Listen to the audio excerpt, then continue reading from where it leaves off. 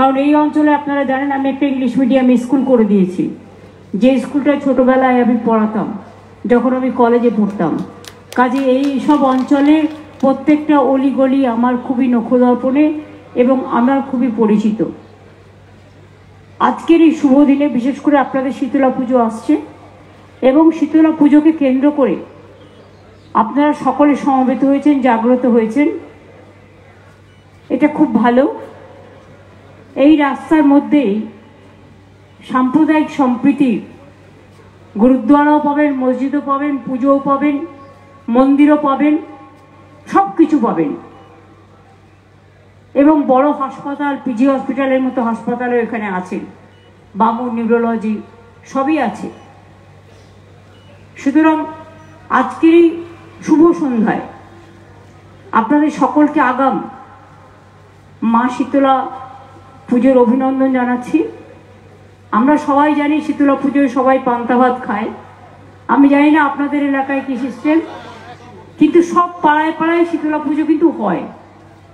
শীতলা পুজো এমন কোনো বুথ নেই যেখানে হয় না, প্রত্যেকটা পাড়ায় পাড়ায়। কারণ আমি যে পাড়াটায় থাকি সেখানেও ছোটোবেলা থেকে শীতলা পুজো হয়, আমি জানি। কারণ সেদিন আমাদের বাড়িতে রান্না হয় না, আগের দিন রান্না করে রাখে। সবসময় মা শীতলাকে বলা হয় শীতল শীতলা, শীতল শীতল থেকে মা শীতলা, ঠান্ডা। মা সকলকে ঠান্ডা রাখে, মা সকলকে ব্যাধি থেকে নিরোগ করেন, দুরারোগ্য ব্যাধি থেকে মুক্ত করেন। মা সকলকে ঠান্ডা রাখেন, শান্ত রাখেন, সুস্থ রাখেন, শান্তির বার্তা বহন করেন। তাই মা শীতলার নামটার সাথে এমন কোনো পাড়া নেই যারা পরিচিত নয়। আমাদের বাংলার একটা বিশেষ গুণ, সর্বধর্ম, সর্ববর্ণ, সর্বজাতি, সর্বসমন্বয়।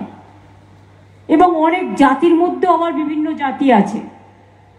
অর্থাৎ ধরুন কায়স্থদের মধ্যেও অনেক কায়স্থ পদবী আছে, ব্রাহ্মণদের মধ্যেও অনেক রকম ব্রাহ্মণ আছে, তেমনি নমশূদ্রের মধ্যেও অনেক নমশূদ্র ভাই বোনেরা আছেন, আদিবাসীদের মধ্যেও অনেক আদিবাসীরা আছেন।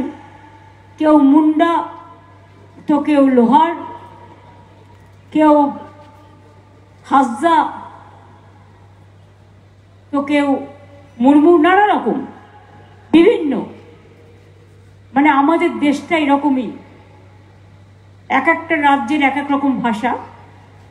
আর আমাদের বাংলাতেও মনে রাখবেন, কলকাতায় আমরা যে ভাষায় কথা বলি সারা বাংলায় নিশ্চয়ই সে ভাষায় কথা বলি, কিন্তু লোকাল টান একটা আছে, লোকাল একটা টান আছে বাংলা ভাষার মধ্যেই। কারণ আমি যে বীরভূমে মাটির বাড়িতে জন্মগ্রহণ করেছিলাম, সেখানকার ভাষা বুঝলে আমি বুঝতে পারি যেটা বীরভূম, বাঁকুড়া আর মুর্শিদাবাদের ভাষা অনেকটা একরকম। এইরকম প্রত্যেকটা জেলা, প্রত্যেকটা অঞ্চল তার নিজস্বতা নিয়ে চলে। নানা রকম পুজো পার্বণ লেগেই আছে, মেলা থেকে শুরু করে খেলা সবই আমাদের পার্বণের মধ্যেই পড়ে, উৎসবের মধ্যেই পড়ে। ধর্ম যার যার আপনার, উৎসব কিন্তু সবার। তাই মা শীতলার এই পুজোকে কেন্দ্র করে এই পাড়া ভীষণ প্রাণবন্ত হয়ে ওঠে। এখানে মহিলারা দুর্গাপুজোও করেন, পাশে আমি আসি, প্রাণবন্ত হয়ে ওঠেন, পল্লবিত হয়ে ওঠেন, সুশোভিত হয়ে ওঠেন, কুসুমিত হয়ে ওঠেন, সঞ্জীবিত হয়ে ওঠেন, জাগরিত হয়ে ওঠেন। এবং সবাই, অনেকে আবার শীতলা পুজো, যেমন ছট পুজোয় ডন্ডি কাটে, শীতলা পুজোতেও অনেকে আবার অনেক প্রোগ্রামের মতোই, অনেক পুজোর মতোই বলছে 2500 লোক ডন্ডি কাটে এখানে। সব ধর্মে কিছু না কিছু আছে, আচার আচরণ তারা নিজস্বতা দিয়ে নিজের মতো করে পালন করে। আমাকে এই মন্দিরটি খুব আকর্ষণ করে এবং আমি মাঝে সাঝেই সুযোগ পেলেই চলে আসি, কিছু কিছু জায়গায় সুযোগ পেলেই চলে যাই, তেমনি এখানেও বছরে আমার 4-5 বার আসা হয়। সুতরাং শীতলা মায়ের মন্দিরে ওদের একটা দুটো আক্ষেপ ছিল, সেগুলো হয়ে গেছে, সুতরাং ওরা খুশি। পাশেই আমাদের ওখানে একটা ক্লাব ছিল, ওটাও করে দেওয়া হয়েছে। ওদিকে মদন পাল লেন এবং স্বরাজ সংঘ ওদেরও ছিল, এটাও করা হচ্ছে। ইন্ডিয়ান বক্সিং ক্লাব তো ইন্ডিয়া কোনটা? ইন্ডিয়া ক্লাব আলাদা প্লাস বক্সিং ক্লাব আলাদা। আমি ইন্ডিয়া ক্লাবের প্রোগ্রামে হয়েছি, হ্যাঁ এখানে এসেছি, এটা আপনার পাড়ায়, এখানে আপনি বক্সিং লড়তেন।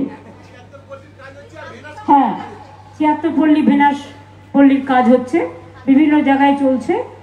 সুতরাং আপনারা সকলে ভালো থাকুন। অত সব বলতে পারছি না, অনেক সংঘ আছে এই পাড়ায়। প্রত্যেকটা পুজোয় তোমরা আমাকে পায়ে হাঁটিয়ে হাঁটিয়ে আমি খুশি হই। আমি উদ্বোধন করার থেকেও বেশি পায়ে হেঁটে হেঁটে ঘুরি। কাজেই দুর্গা পুজো মানে আমার চাপ আরও বেড়ে যায়। প্যান্ডেলে প্যান্ডেলে ঘুরতে আমার ভালোই লাগে, এবং এক একটা কারুকার্য, এক একটা কারু শিল্প, এক একটা শিল্পকলা আমাদের সকলকেই ভীষণ ভালো রাখতে সাহায্য করে। কাজকর্মের মধ্যে থাকলে মানুষ ভালো থাকেন, আর কাজকর্ম না থাকলে উল্টো পাল্টা মাথার চিন্তা ঢুকবে, আর সেগুলো ধ্বংস করবে ব্রেনটাকে।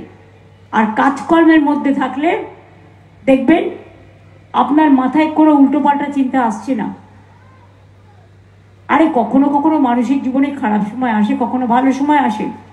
রাস্তা দিয়ে যখন আমরা চলি, সব রাস্তাটাকে সমান থাকে না, কোথায় একটু গর্ত থাকে, কোথায় একটু পিছলে যায়, কোথায় একটু শ্যাওলা পড়ে বর্ষায়। জীবনটাও সেরকম, কিন্তু জীবন কখনো থেমে থাকে না। কখনো দুঃখ আসবে, কখনো কষ্ট আসবে। আপনার শরীরে কখনো অসুখ হবে না, এটা কেউ বলতে পারে?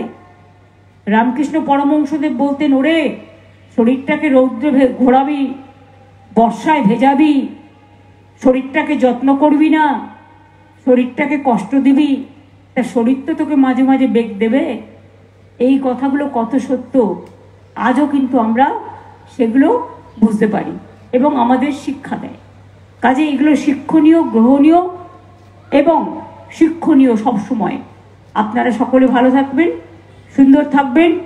মায়ের কাছে এটাই আবেদন, মা সকলকে শান্তিতে রাখুন, ঠান্ডা রাখুন, আর যেন দুরারোগ্য ব্যাধি কারো জীবন কেড়ে না নেয়। মা গো সকলকে ভালো রেখো, তুমিও ভালো থেকো।